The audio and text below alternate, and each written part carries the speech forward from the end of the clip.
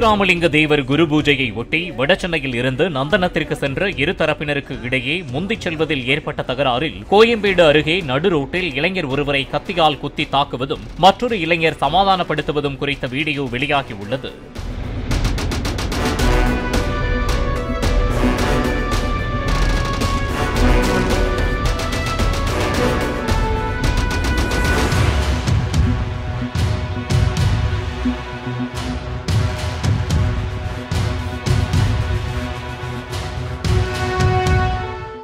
Play store மற்றும் app ஸ்டோரில் இருந்து பாலிமர் செயலியை QR கோடு மூலம் பதிவிறக்கம் செய்யுங்கள்.